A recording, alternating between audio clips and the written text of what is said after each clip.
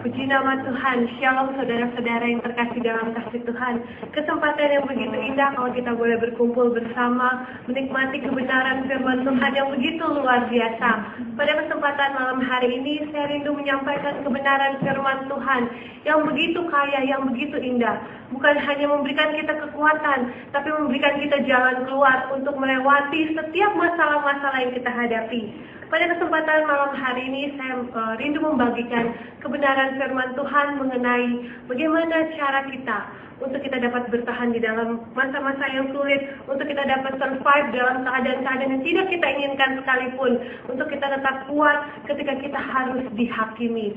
Saudara mungkin pernah mengalami kondisi saudara dihakimi, mungkin oleh orang-orang terdekat, atau mungkin orang yang tidak saudara kenal. Mungkin itu merupakan hal yang sangat menyakitkan. Saya rasa di tempat ini tidak ada satupun orang yang memiliki hobi. Saya rindu, saya punya cita-cita untuk suatu saat nanti saya dihakimi. Orang-orang yang besar sekalipun ketika mereka mengalami masa-masa itu sebelum mereka naik daun, saudara, mereka tidak menganggap pengalaman itu sebagai pengalaman yang ingin terus diulang. Mereka hanya memberikan flashback, evaluasi, wah puji Tuhan saya telah lewat dari masa ini. Tapi mereka tidak pernah, saya jarang begitu mendengar orang bilang, saya ingin mengalami pengalaman dihakimi oleh orang-orang lain, saudara. Itu merupakan pengalaman yang tidak mengenakan. Tetapi kita mau belajar firman Tuhan, bagaimana seorang teladan kita yang agung, dia memberikan suatu teladan yang luar biasa, dia bertahan di masa ketika dia dihakimi. Kebenaran firman Tuhan saya angkat ketika Tuhan Yesus harus kembali, harus melewati masa-masa yang sulit, harus melewati problema yang begitu sulit. Mulai dia dihianati, mulai dia disangkal, mulai dia ditolak, dan akhirnya dia dihakimi. Bukan hanya oleh bangsanya sendiri, tetapi dia dihakimi oleh bangsa lain, orang yang tidak dia kenal, mungkin orang yang tidak pernah berurusan dengan dia, tapi harus menghakimi Tuhan Yesus.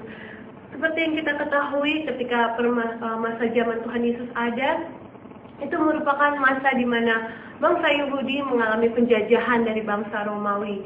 Dan ketika Tuhan Yesus dibawa oleh orang-orang Yahudi di pagi-pagi, sangat pagi-pagi buta, dikatakan dalam kitab Yohanes, di situ mereka membawa Tuhan Yesus di pagi-pagi itu untuk dihakimi, untuk diadili, untuk dinyatakan dia bersalah. Dan tuntutan mereka adalah bukan hanya penjara, bukan hanya disesah, tapi tuntutan mereka adalah hukuman mati. Ketika orang Yahudi membawa Tuhan Yesus ke Praetorium itu merupakan suatu gedung pengadilan, di mana di situ ada Pontius Pilatus yang saat itu menjabat sebagai gubernur Romawi. Di situ mereka membawa Tuhan Yesus untuk diadili, mendapat hukuman mati. Kalau kita lihat saudara, yang namanya penghukuman itu bukan hal yang mudah. Tapi Tuhan Yesus dengan teladan yang sempurna, dia tetap memberikan suatu teladan, contoh yang baik, begitu baik, luar biasa untuk kehidupan kita, untuk kita tetap bertahan di dalam masa-masa ketika kita dihakimi. Kita rindu melihat kebenaran firman Tuhan yang terdapat dalam Yohanes yang ke-18, ayat yang ke-33 sampai 40. Saya akan membacakan bagi saudara. Maka kembalilah Pilatus ke dalam gedung pengadilan, lalu memanggil Yesus dan bertanya kepadanya, "Engkau inikah raja orang Yahudi?" Jawab Yesus, "Apakah engkau katakan hal itu dari hatimu sendiri, atau adakah orang lain yang mengatakan kepadamu tentang aku?" Kata Pilatus, "Apakah aku seorang Yahudi? Bangsamu sendiri dan imam-imam kepala yang telah menyerahkan engkau kepadaku. Apakah yang telah engkau perbuat?" Jawab Yesus, "Kerajaanku bukan dari dunia ini. Jika kerajaanku dari dunia ini, pasti hamba-hambaku telah melawan, supaya jangan aku diserahkan kepada orang Yahudi. Akan tetapi kerajaanku bukan dari sini." Ayat yang ke-37. Maka kata Pilatus kepadanya, "Jadi engkau adalah raja?" Jawab Yesus, "Engkau yang mengatakan bahwa aku adalah raja. Untuk itulah aku lahir dan untuk itulah aku datang ke dalam dunia ini, supaya aku memberi kesaksian tentang kebenaran. Setiap orang yang berasal dari kebenaran mendengarkan suaraku." Kata Pilatus kepadanya, "Apakah kebenaran itu?" Sesudah mengatakan demikian, keluarlah Pilatus lagi mendapatkan orang-orang Yahudi dan berkata kepada mereka, "Aku tidak mendapati kesalahan apapun padanya, tetapi pada kamu ada kebiasaan bahwa pada Paskah aku membebaskan seorang bagimu. Maukah kamu supaya aku membebaskan raja orang Yahudi bagimu? Mereka berteriak pula, jangan dia, melainkan Barabas. Barabas adalah seorang penyambut. Kita melihat kebenaran firman Tuhan ketika Tuhan Yesus diadili di sebuah gedung pengadilan bersama Pilatus. Dia diadili seorang diri. Tidak ada bangsanya yang melihat dia. Kalau kita lihat ya, kalau ada pengadilan itu banyak orang berbondong-bondong ingin masuk. Ketika Tuhan Yesus itu, orang-orang Yahudi ini tidak mau masuk ke gedung pengadilan Romawi karena mereka berpikir bahwa gedung itu adalah hal yang najis, hal yang kafir. Mereka mau makan domba Paskah karena sebentar lagi adalah waktu mereka merayakan Paskah. Mereka tidak mau masuk ke gedung yang dianggap kafir. Saudara perlu ketahui bahwa orang Romawi dan orang Yahudi itu sebenarnya bukan orang yang saling berteman, best friend, halo tos, bukan saudara. Mereka memiliki dendam kesumat seperti kita kepada Belanda, mungkin ya saudara. Seperti itulah ketika kita dijajah. Jadi Belanda saudara, Romawi dan Yahudi memiliki hubungan yang tidak terlalu baik karena orang Romawi sering menekan orang-orang Yahudi untuk membayar pajak. Tetapi kita melihat karena mereka ingin menghabisi Tuhan Yesus. Mereka mau datang untuk menghampiri orang Romawi. Bahkan beberapa tafsiran mengatakan mereka bersengkongkol dengan orang Romawi supaya mengirimkan pasukan untuk menangkap Yesus. Dan mereka bersengkongkol untuk membunuh Tuhan Yesus. Mereka memberikan dakwaan, mengatakan bahwa Tuhan Yesus mengakui dirinya sebagai raja. Saudara, pada masa itu Kaisar sangat menentang orang-orang yang ingin menyatakan dirinya adalah seorang raja. Itu merupakan hal yang sangat bukan ditakuti lagi, tapi sangat tidak diinginkan untuk terjadi di kerajaan Romawi.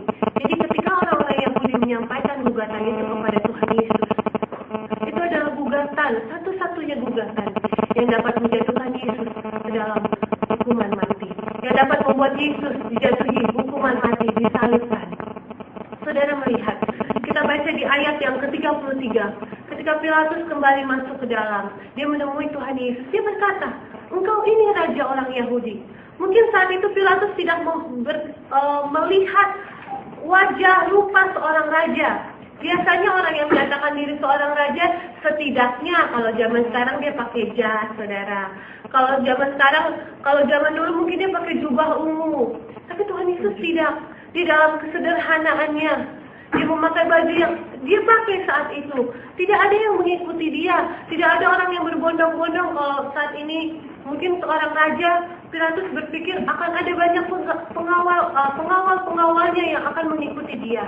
Tetapi Tuhan Yesus tidak datang bersama pengawalnya.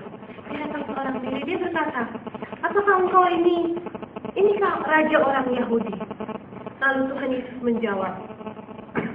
Ada hal-hal yang kita mau lihat di dalam kebenaran firman Tuhan. Jawaban-jawaban Tuhan Yesus yang merupakan suatu hal yang perlu kita pelajari. Bagaimana Tuhan Yesus bertahan dalam penghakiman. Ada beberapa hal yang Tuhan Yesus miliki ketika dia mengalami situasi ini yang membuat kita harus belajar. Yang pertama adalah Tuhan Yesus menyadari dirinya. Menyadari keberadaan dirinya. Yang pertama, dia tidak melawan. Tuhan Yesus sadar dia ini siapa.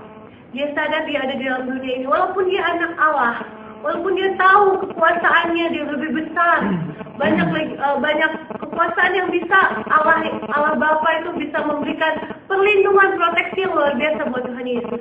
Tapi dia sadar ketika dia turun ke dunia, dia melepaskan jubah-jubah keagungannya, dia melepaskan hak-hak yang harusnya dia miliki untuk dia menjadi seorang penyelamat.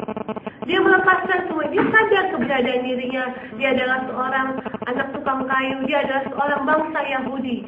Dan dia harus tunduk kepada otoritas. Yang Tuhan Yesus lakukan adalah, dia tidak melawan.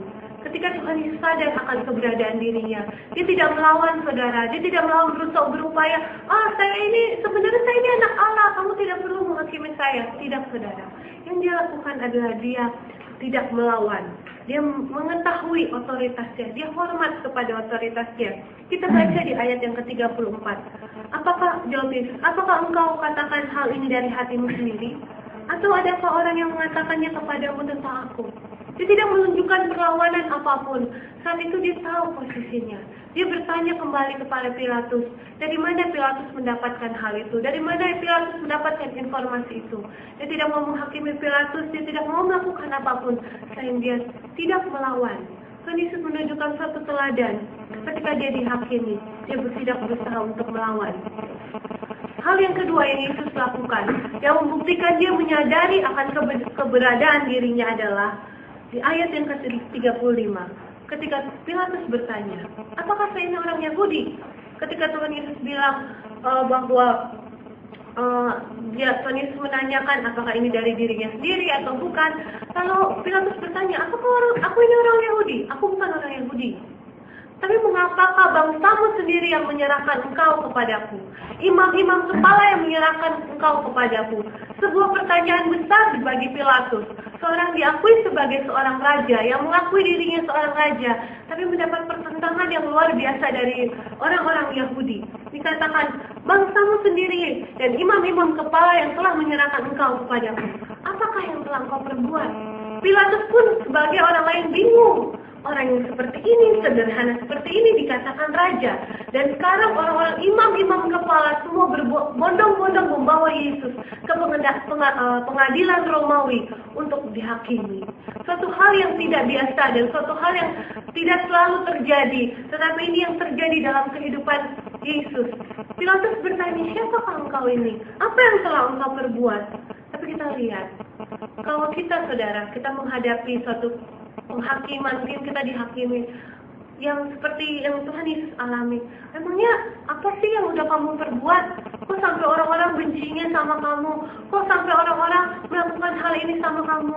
Mungkin secara daging kita tidak bisa langsung terima. Oh, saya ini berbuat ini. Bisa aja kita langsung melawan. Enggak, bukannya seperti itu. Biasanya saudara, kalau kita udah mulai sedikit disentil masalah-masalah harga diri, ini udah menyangkut harga diri nih saudara. Pasti saudara udah mulai, nggak kayak gitu sebenarnya tuh ceritanya begini. Tetapi Tuhan Yesus ketika dia mulai disentil, mengapa bangsamu sendiri? Suatu pertanyaan yang cukup menyakitkan. Mengapa orang terdekatmu yang menghakimi engkau? Mengapa orang-orang terdekatmu yang membuang engkau? Itu suatu hal yang menyangkut harga diri, seakan-akan tidak ada yang membela dia. Tapi kita lihat teladan Yesus, ketika dia diperlakukan seperti itu, dia menjawab, kerajaanku bukan dari dunia ini. Jikalau kerajaanku dari dunia ini, pasti pengawalku tidak akan mencegah untuk membawaku kepada orang Yahudi. Saudara lihat, ketika saudara mungkin mengalami penghakiman, hal-hal yang menyakitkan, menyangkut harga diri saudara, kita lihat teladan Yesus, bahwa dia mengatakan kebenaran. Yesus menunjukkan kebenaran. Dia tidak membela dirinya, enggak. Ya, seperti itu Pak Pilatus, sebenarnya ceritanya begini loh. Waktu itu khotbah di Bait Allah, terus saya cerita khotbah tentang ini. Saya tidak bilang bahwa saya ingin menjadi raja. Tidak, saudara. Sebenarnya Tuhan Yesus bisa aja untuk bilang seperti itu. Dia bisa aja menyatakan kebenaran yang sebenarnya. Tetapi Tuhan Yesus hanya menjawab, kerajaanku bukan dari dunia ini.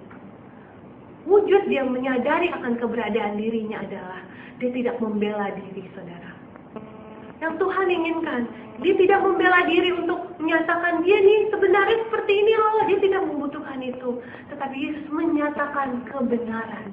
Ketika kita diperhadapkan oleh kondisi, situasi yang menyudutkan kehidupan kita, mampukah di saat itu kita menyatakan kebenaran?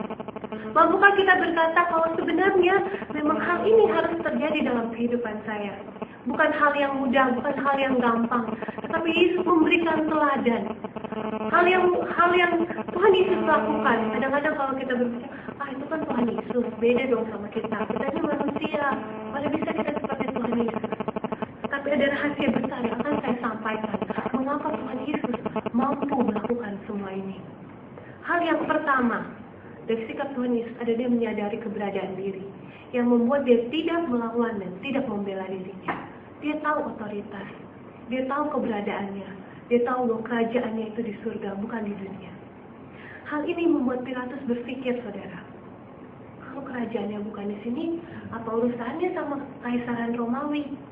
Tidak ada hal, tidak ada urusan, bebas-bebas aja, ini bukan ancaman. Pilatus berpikir demikian. Lalu di ayat yang berikutnya Tuhan Yesus mengatakan, Pilatus bertanya lagi, jadi engkau ini adalah raja? 2 kali dia mengatakan itu, saudara. Berarti Pilatus mulai goyah imannya. Dia mulai goyah keyakinannya